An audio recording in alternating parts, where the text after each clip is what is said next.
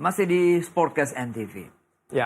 Bang Jaki, kita tidak menjadi penggembira saja di Arab maupun di China nanti, Bung Ropan ya. Kita nggak mau cuma jadi tim penghibur yang main melengkap aja lah. Nggak seperti itu kan. Pasti kita mau lebih dari itu. Nah persiapan terutama untuk U20 nih Bang Jaki. Oke. Yang lebih dulu ya. Seperti apa nih langkah-langkahnya yang akan dilakukan oleh Coach Indra dan tentu juga di bawah supervisi dari Bang Jaki. Oke, pada saat ini U20 sedang di Bali, sudah melakukan TC tahap awal dan pemanggilan beberapa tambahan pemain-pemain baru untuk dipantau dan dilihat. Kemudian dari kalau nggak salah tanggal 6 nanti akan berangkat ke Jepang. Di sana ada 5 kali uji coba. Uji coba 5 kali, Bang? Ya. Dengan 3 dengan universitas dan 2 dengan klub. Nah, ini nanti bisa menjadi tahap di mana Coach Indra bisa melihat perkembangan anak-anak yang U20. Begitu juga pemain-pemain yang dari Belanda nanti itu akan gabung langsung di Jepang. Ya, jadi TC sampai akhir November ini di Jepang itu akan menjadi bahan evaluasi. Ya. Setelah kembali dari Jepang, kalau nggak salah tanggal 25 sebelum nyoblos, itu dikembalikan dulu kepada klubnya masing-masing.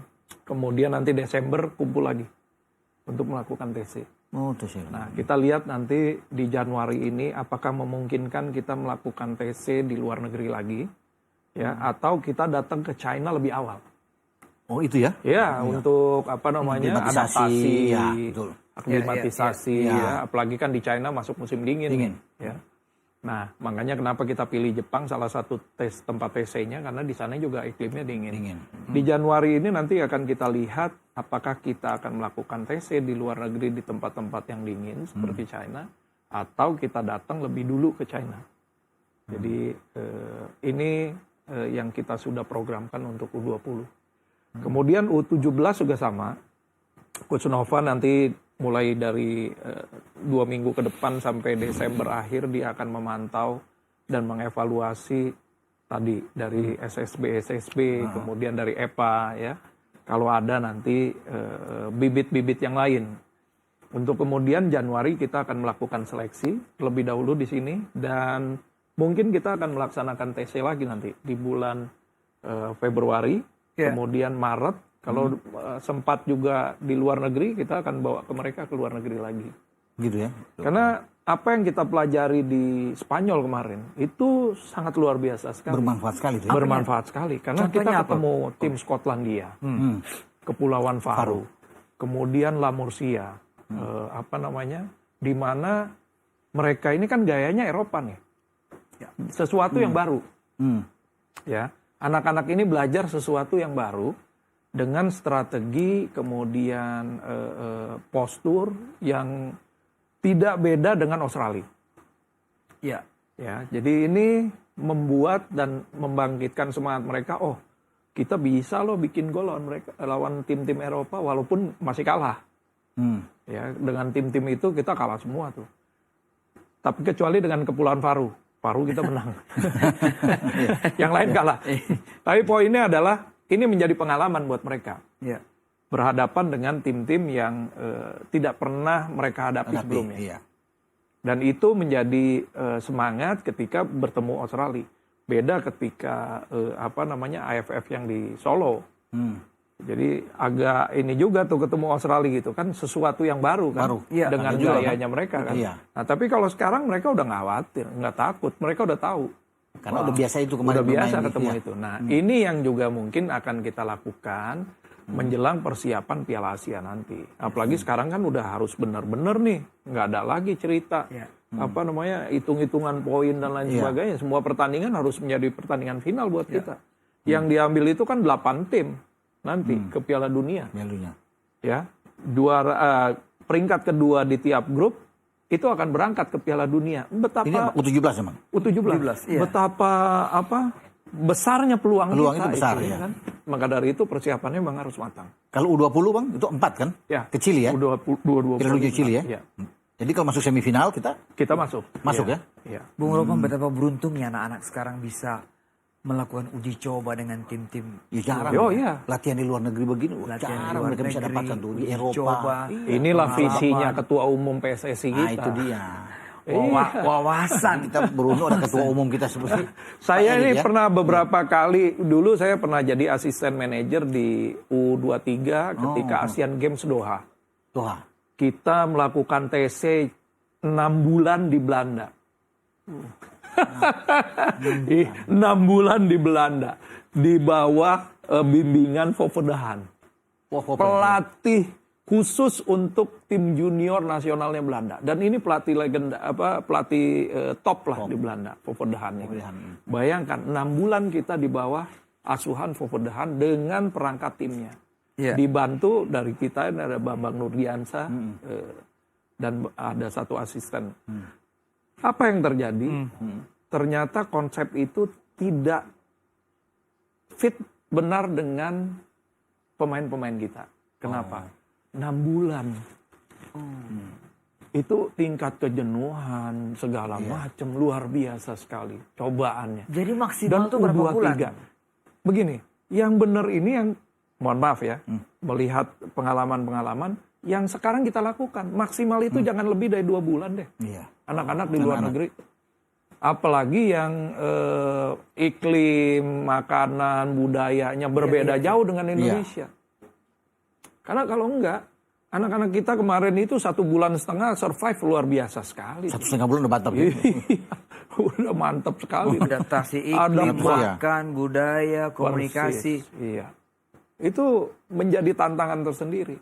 Dan yang kita lakukan di 2006 itu gagal total. Saya harus akui itu gagal total. Yang 6 bulan itu? Iya 6 bulan. Spendingnya juga mahal sekali. Di Belanda 6 bulan.